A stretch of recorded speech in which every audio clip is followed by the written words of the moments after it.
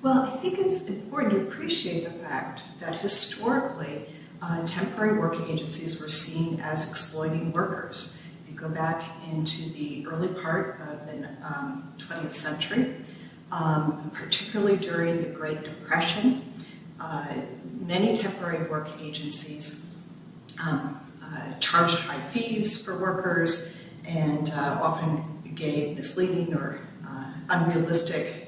workers unrealistic expectations about the wages that they would earn.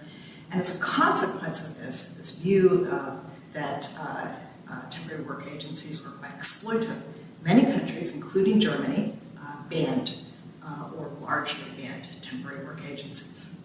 Now, European countries started to relax restrictions in important ways in the 1980s.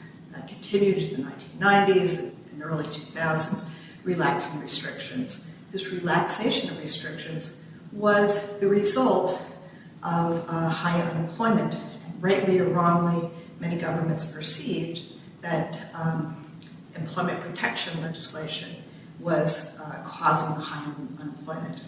Relaxing restrictions on temporary work agencies, along with allowing fixed-term contracts, was a way to introduce more flexibility into the workforce. So, not surprisingly, with the relaxation of restrictions on the use of temporary work agencies, there was a high growth in temporary help employment in Europe, rising from almost nothing to 2-3% by the 2000s. In Great Britain, this was actually a bit higher, over 4%. Interestingly, in the United States, we saw a similar growth in temporary work employment during this time period. So all of this suggested that businesses globally, at least large businesses, were really changing the way that they staffed employment. So why is this controversial? Well, many still regard temporary work employment as bad jobs. They're largely filled by low-skilled workers, although the temporary help agencies have tried to move increasingly into professional jobs, for the most part, for low-skilled, low-wage work.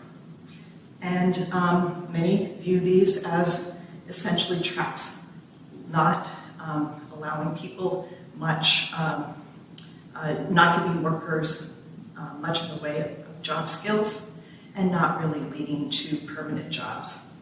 On the other hand, some have viewed them as potential stepping stones for low-wage workers, helping them to build skills and to find permanent jobs